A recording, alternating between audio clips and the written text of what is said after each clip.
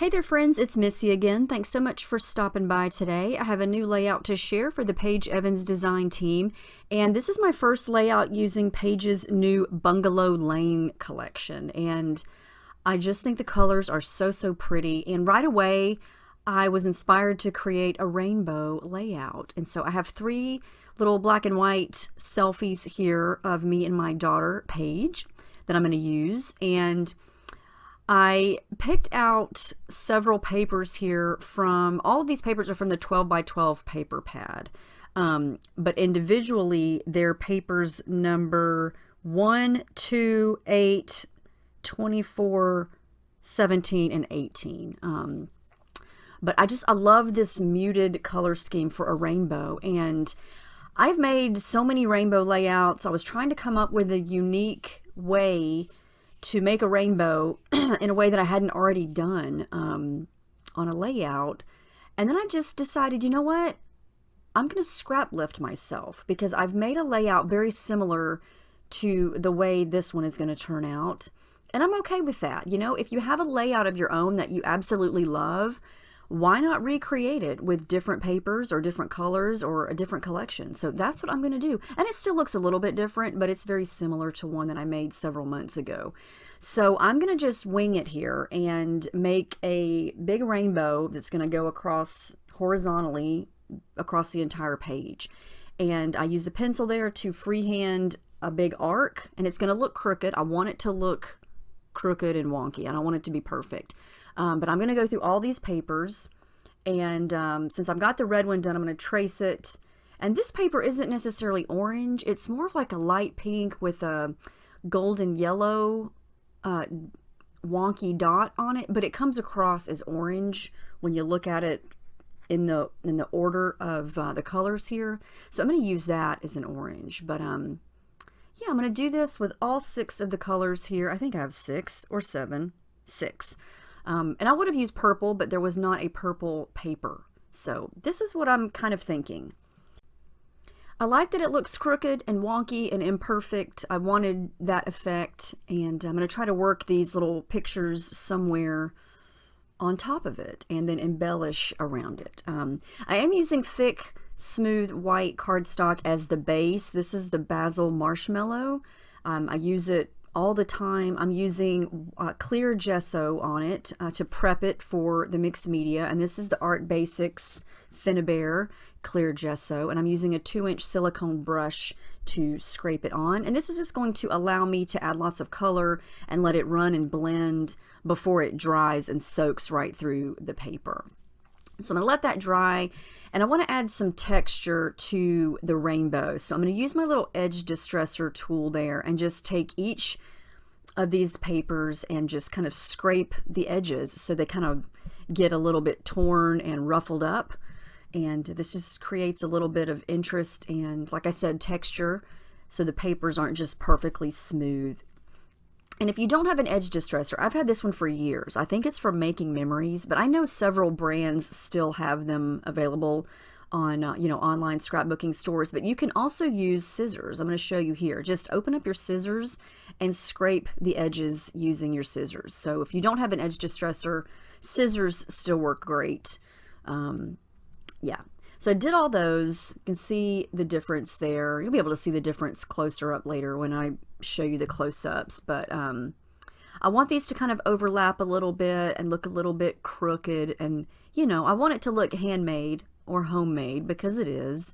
But I think adding the edge distressing really makes it stand out a little more. And I want to organize the photos kind of on the right side of the layout, because in the top photo, my daughter's looking to the left, and in the bottom 2 photos, I'm looking toward the left. And so if I put the photos on the right, it looks like we're looking across the page, and I like to have my photos looking at something on the layout, if that makes sense. I know I talk about that a lot, but I'll figure that out later. Right now I want to do some mixed media. I just kind of traced along the top and the bottom edge of the red stripe and the blue stripe, so I know exactly where I want to add my mixed media. And I'm going to use all the colors that I have in the rainbow stripes, and the paints that I'm using are from Shimmers.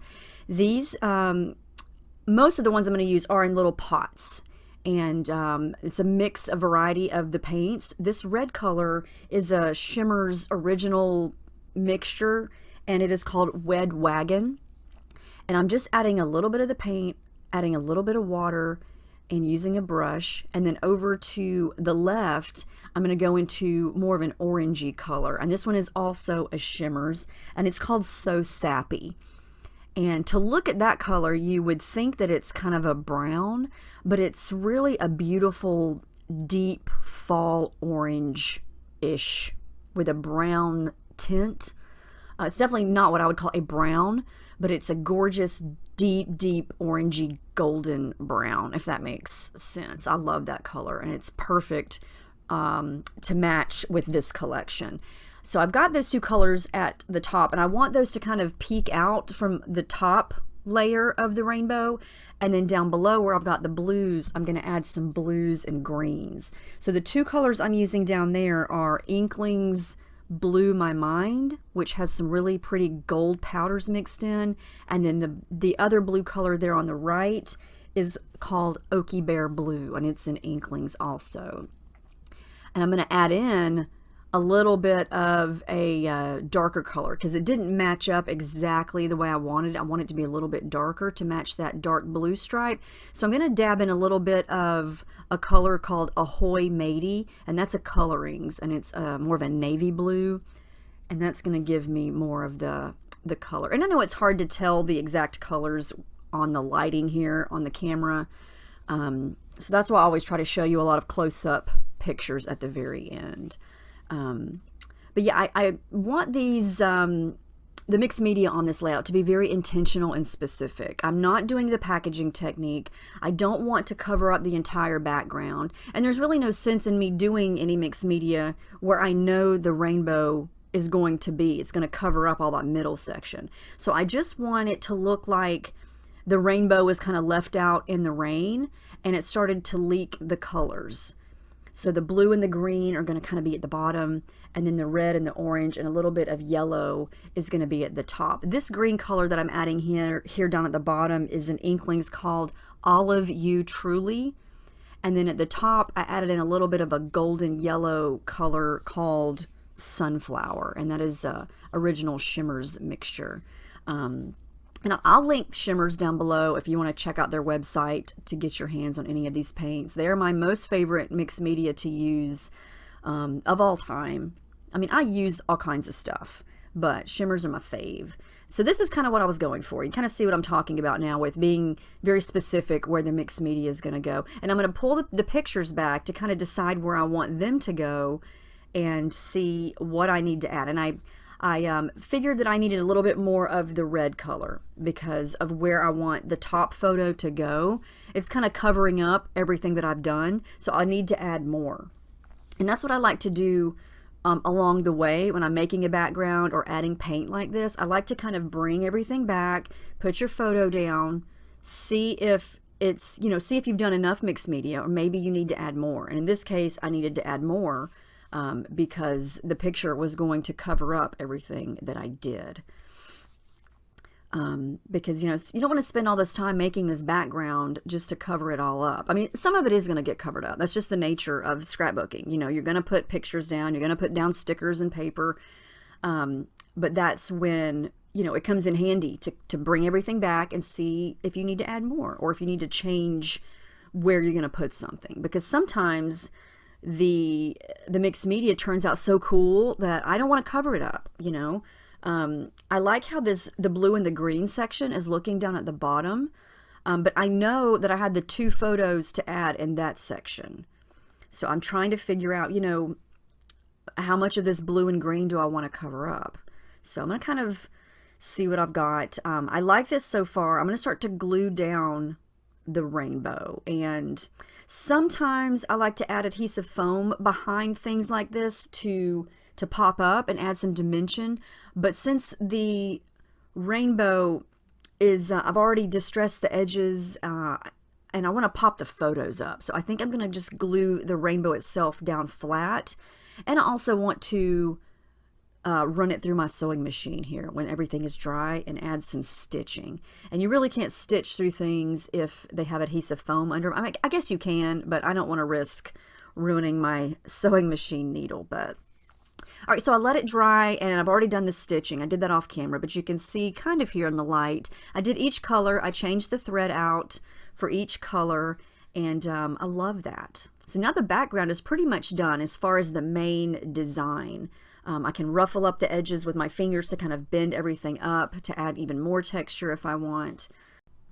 And I'm going to go ahead and start to layer some tissue paper behind my photos before I decide for sure where they're going to go.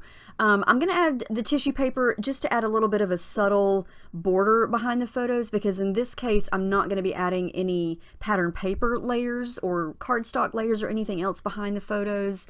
I feel like in a layout like this, the background is so colorful, and since the photos are a complete contrast to that, being in black and white, they stand out on their own pretty great, I think.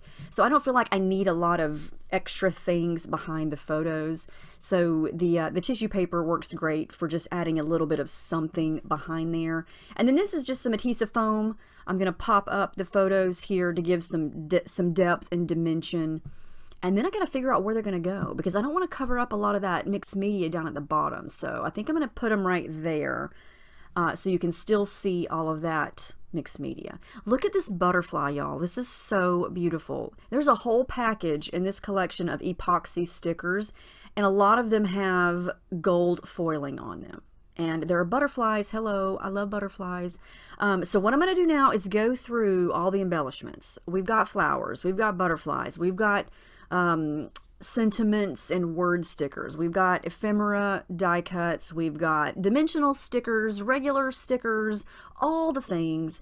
And I'm looking for small things that match all these colors, because I want to try to embellish tone on tone. And what that means is I'm going to try to put, you know, all of the red things close to the red stripe, and then orange on orange, yellow on yellow. And it's going to kind of overlap because the stripes are kind of thin, but I'm going to try to keep the embellishing kind of in the rainbow order to match. I'm going to go through all of the sticker sheets. The sticker sheets in this collection are kind of like the 8-page sticker book in previous collections, although in this collection it's not in a book form. They're just loose leaf sticker sheets.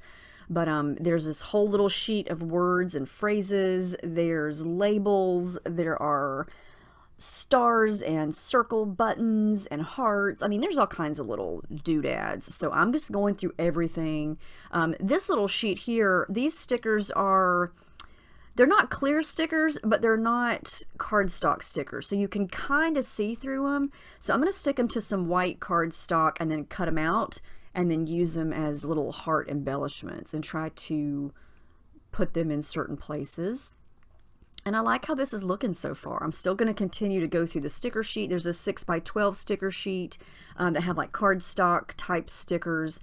I'm going to cut this butterfly out of this little piece of paper from the 2x2 paper pads. Those are back in this collection.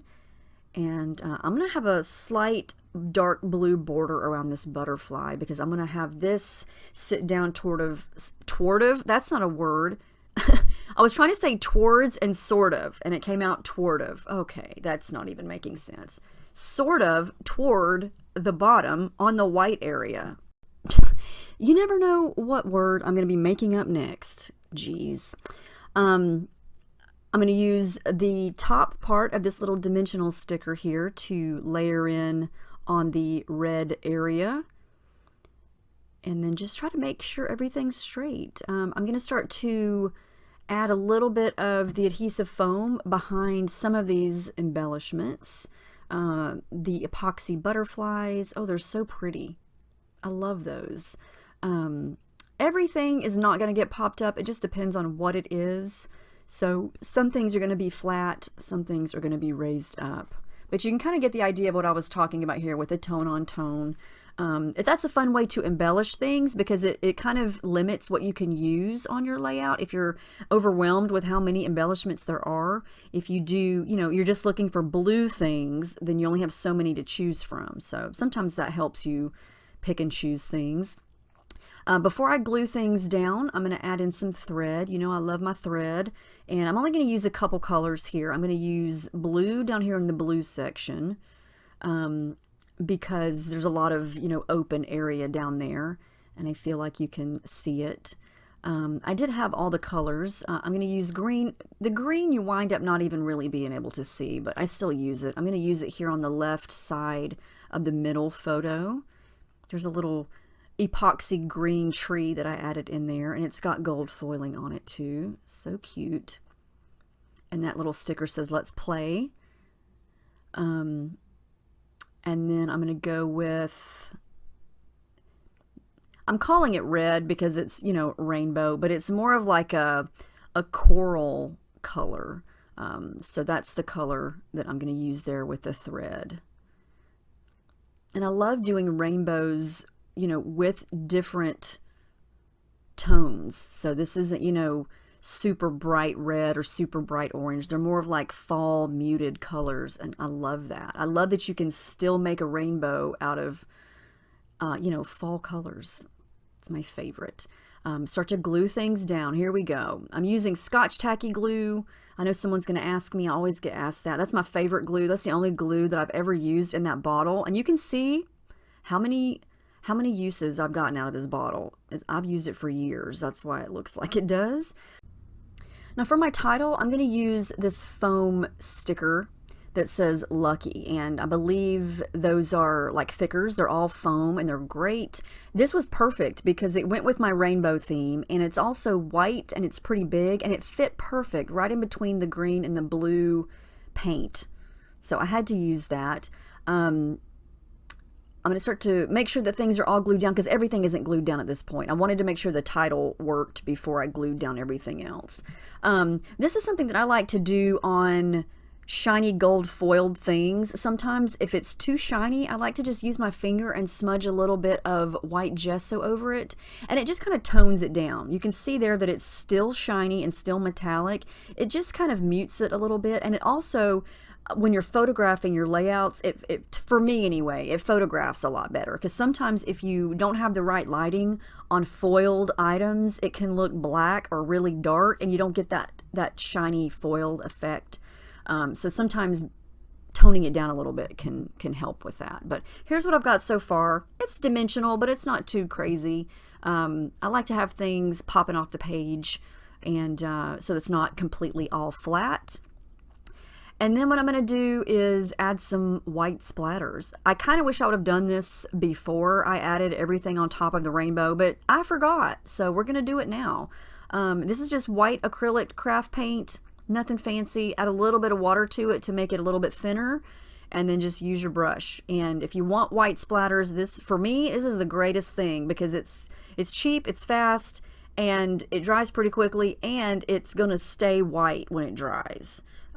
Sometimes white spray inks tend to disappear, in my experience. I can't have a rainbow without some little clouds, so I'm going to freehand some just plain old white cardstock clouds here, and I'm going to make them pretty small, and I feel like this just kind of finishes everything off because I like to have clouds when I have a rainbow, and I'm going to cut 4 of them. I didn't want them to be too big because everything at this point I'm looking, you know, the embellishments are pretty small, and I don't want to overpower the photos, or I don't want to cover up a lot of the rainbow. I like it, you know, I want it to be visible, but I feel like the clouds just kind of make it. And then I want them to look a little bit weathered, pardon the pun, since, you know, they're clouds, but I like to distress the edges, and then I use a gray gelato and just basically scribble a little bit of the gray along the bottom and the top, dip my finger into some water, and then just smudge it, and it gives it a little bit of shading and shadowing, and it instantly makes them look more real. You know, I think it's great, and that's super quick and easy. I didn't add any gesso or anything to those clouds, but you can see them. They stand out a little bit more against the rainbow and against the white background. And I am going to pop the clouds up. I feel like that creates even more dimension, and they just jump off the page. But I feel like they were the perfect addition to this. They don't overcrowd anything. They just kind of add to the whole idea of the rainbow, and I love that.